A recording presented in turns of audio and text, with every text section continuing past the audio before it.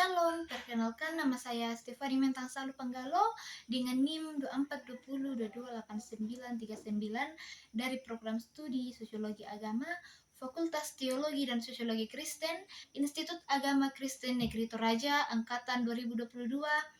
Baik, di sini saya akan memberikan sedikit penjelasan mengenai salah satu tokoh dari sosiologi, yaitu Emil Durkheim, yang dimana di dalamnya beliau membahas tentang fakta sosial.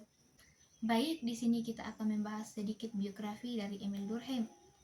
Durkheim lahir pada tanggal 15 April tahun 1858 di Epinal, Prancis. Beliau adalah keturunan dari suatu garis panjang para rabi dan ia belajar menjadi seorang rabi. Disebut rabi karena ia berasal dari keturunan Yahudi. Keluarganya adalah seorang rabi di Yahudi, sehingga beliau pun diharapkan untuk dapat mengikuti jejak keluarganya tersebut. Akan tetapi, pada saat beliau berusia belasan tahun, ia menyangkal dari sebagian besar warisannya. Sejak pada saat itu, minatnya seumur hidup terhadap sebuah keagamaan itu lebih bersifat akademis dibandingkan dengan teologis. Di sini beliau tergolong orang yang cukup pintar dengan kepandaiannya itu, yang dimana dibuktikan setelah beliau mampu masuk ke dalam sebuah universitas di École Normale des Sciences, di sebuah perguruan tinggi termuka yang ada di Prancis, yang terkenal dengan mencetak para ilmuwan besar di Prancis tersebut. Durkheim ialah seorang filsuf dan sosiolog Prancis yang ternama, yang dimana terkenal sebagai bapa sosiologi modern. Di sini beliau merupakan orang pertama yang mendirikan departemen sosiologi di universitas yang ada di Eropa, yakni pada tahun 1859. Setelah Durkheim lulus dengan gelar sarjana filsafat, selama beberapa tahun ia mengejar filsafat di sejumlah sekolah provinsi demi mengejar minatnya pada tahun 1885. Di sini Durkheim memilih untuk meninggalkan Prancis demi belajar sosiologi sampai ke Jerman, di mana beliau bertemu dan banyak menerima pengaruh dari pelopor psikologi eksperimental Wilhelm Wundt. Pada tahun 1893, di sini beliau menerbitkan karya besar yang pertama yang berjudul The Division of Labor in Society, yang berisi tentang pengaruh norma-norma sosial pada sebuah individu dalam sebuah masyarakat. Setelah 2 tahun kemudian, Durkheim juga menerbitkan The Rules of Sociology, yang dimana di dalamnya menjelaskan tentang apa itu sosiologi dan bagaimana cara kerja sosiologi tersebut. Dan masih di tahun yang sama, yakni pada tahun 1895,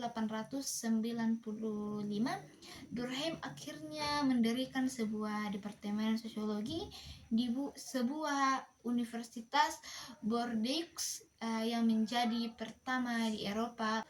Pada tahun 1896, beliau mempublikasikan sebuah jurnal yang berjudul L9 Sociology, yang dimana berisi tentang sebuah penelitian sosiologi. Kemudian pada tahun 1897, Durkheim juga menerbitkan karya besar yang ketiganya, yaitu Psych at Study and Sociology, yang dimana sebuah studi kasus yang mengeksplorisasi tingkat bunuh diri yang berada di antara umat Protestan dan juga umat Katolik. Pada tahun 1902, di sini Durkheim telah menjadi tokoh sosiologi yang termuka, di mana kuliahnya menjadi satu-satunya kuliah wajib bagi mahasiswa. Beliau juga menjabat sebagai penasihat Kementerian Pendidikan di sebuah Prancis. Pada tahun 1912, di sini Durkheim juga menerbitkan karya besar yang terakhirnya, yaitu The Elementary Form of the Religious Life, dalam sebuah buku yang menganalisis agama sebagai fenomena sosial. Sekarang kita akan masuk ke dalam teori dari Emil Durkheim, yaitu fakta sosial. Fakta sosial merupakan seluruh cara dalam hal yang bertindak, baku maupun tidak, yang dimana dapat berlaku pada setiap diri individu sebagai sebuah paksaan eksternal, atau bisa juga kita katakan bahwa fakta sosial adalah seluruh cara dalam bertindak yang dimana umumnya dipakai dalam suatu masyarakat, dan pada saat yang sama keberadaannya terlepas dari manifestasi individual.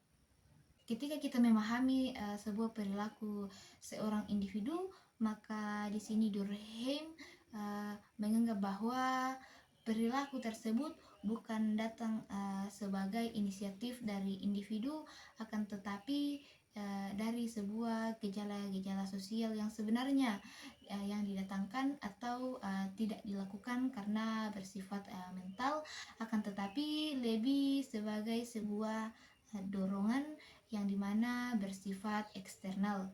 Dalam sebuah fakta sosial ada sebuah teori yang dijelaskan oleh Emil Durkheim, yaitu suicide atau bunuh diri, yang dimana di sini menjelaskan bahwa bunuh diri bukan dilihat dari sebuah fenomena individual atau sesuatu yang datang karena dorongan dari inisiatif diri sendiri.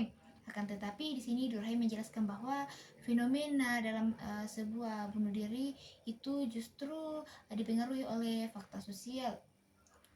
Kemudian di sini Durkheim membagi 4 tipe fenomena bunuh diri, yaitu yang pertama ada anomik, yaitu di mana individu melakukan tindakan bunuh diri karena di sini individu merasa kacau sehingga individu kehilangan pegangan dalam kehidupannya. Yang kedua yaitu ada egoistik, yaitu tindakan bunuh diri yang dilakukan oleh seorang individu di mana tingginya nilai individu dan melepaskan kepentingan yang bersifat kolektif. Yang ketiga yaitu altruistik, bunuh diri yang disebabkan karena di sini individu terlalu terikat oleh nilai-nilai yang kolektif sehingga dapat menghilangkan nilai-nilai individu. Dan yang terakhir yaitu fatalistis, yang dimana tipe bunuh diri ini terjadi karena disebabkan adanya sebuah peraturan yang terlalu mengekang individu tersebut. Baik, di sini saya akan memberikan sedikit tanggapan mengenai teori dari Emil Durkheim tersebut tentang fakta sosial, yang dimana di dalamnya berbicara tentang fenomena-fenomena bunuh diri. Dan di sini ketika kita melihat dalam sebuah masyarakat Toraja sekarang sudah banyak kasus-kasus bunuh diri yang terjadi, dan tentu saja banyak hal yang menjadi penyebab dari masalah tersebut. Itulah sedikit pemaparan materi dari saya mengenai teori dari Emil Durkheim. Semoga bermanfaat bagi kita semua. Sekian dan terima kasih.